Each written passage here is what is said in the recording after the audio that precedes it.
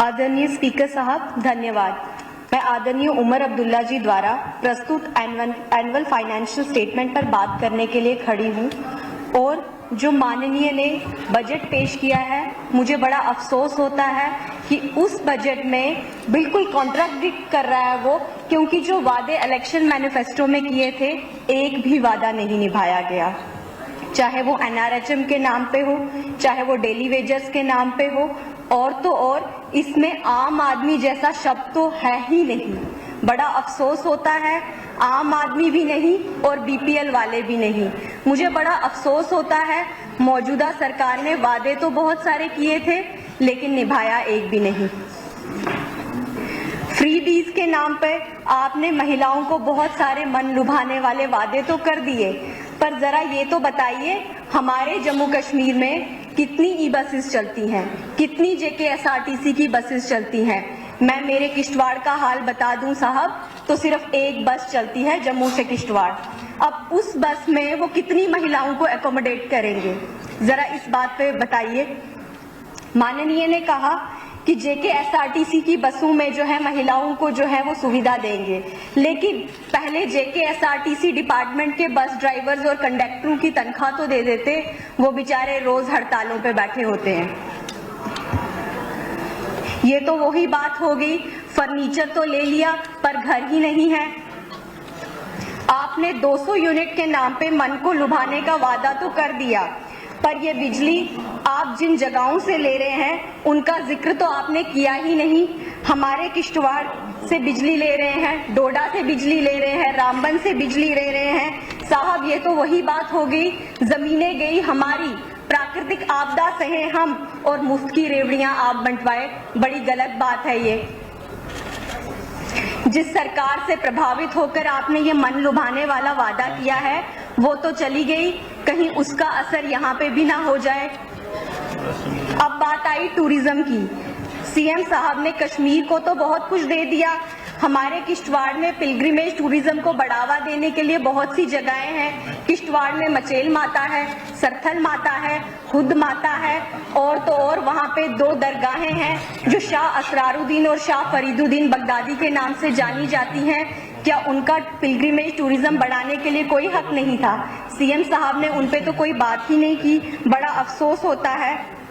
आपने बजट भाषण में कहा कि जम्मू कश्मीर में प्रमुख फिल्म निर्माण स्थल के रूप में उभर रहा है, जबकि इस क्षेत्र में जम्मू कश्मीर पहले से उभरा हुआ था।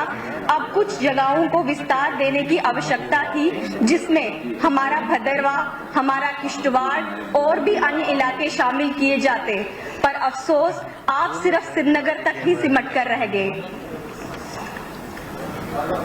हमारे पहाड़ी इलाके के इंटीरियर में पब्लिक ट्रांसपोर्ट को इम्प्रूव करने की काफी जरूरत है। लोग मजबूर हैं खराब गाड़ियों में चढ़ने के लिए, क्योंकि सुबह और शाम घर जाने की दौड़ में लोग खराब बसों में चलते हैं और ओवरलोडिंग बढ़ी हुई होती है, जिसके चलते कई बार हादसे हो जाते हैं। इस ओवरलोडिंग को खत्म करने के लिए माननीय ने कोई बात ही नहीं की। बड़ा अफसोस होता है। आप पढ़े लिखे हैं और CM साहब भी पढ़े लिखे हैं, पर आपकी वजह से, आपकी विजनरी लीडरशिप की वजह से हमारे क्षेत्र में एजुकेशन को बढ़ावा देने के लिए कोई बात ही नहीं की गई। किश्तवाड़ में बहुत से इलाके ऐसे हैं जहां अभी भी हाई सेकेंडरी स्कूल्स नहीं हैं, जहां अभी भी ITIs नहीं हैं, जहां अभी भी कॉलेजेस नहीं हैं। किश्तवाड़ में देखा जाए तो कुंतवाड़ा में अभी तक हाई सेकेंडरी नहीं है, पलमाड़ में हाई सेकेंडरी नहीं है, तागूद में हाई सेकेंडरी नहीं है, और भी बहुत से इलाके हैं जैसे कि दक्षिण, वहां पे कॉलेज दिया जा सकता था, वहां पे ITI दिया जा सकता था, पर आपकी सरकार ने इस बारे में कोई बात ही नहीं की।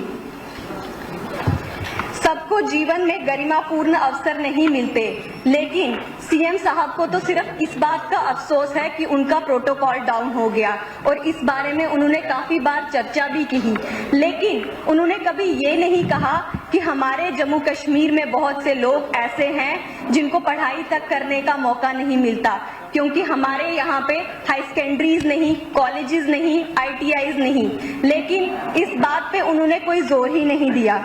बड़ा अफसोस होता है।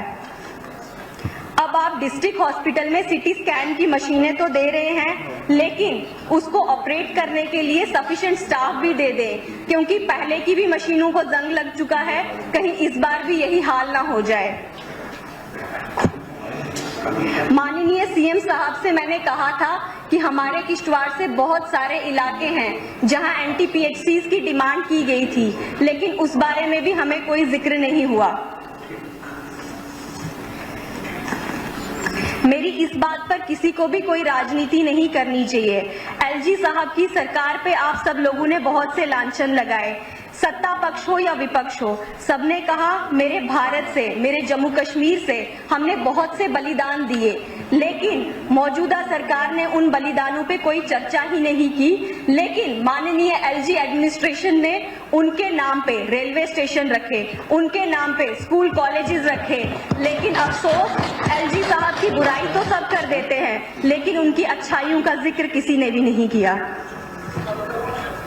आर्टिकल 370 के नाम पे बहुत सी बातें हुई, बहुत सी चर्चाएं हुई, लेकिन मैं उन चर्चाओं पे नहीं जाऊंगी, बट ये जरूर कहूंगी this article 370 was against Dalit, was against women, was against Gorkhas, was against West Pak refugees, was against displaced person living in PoK.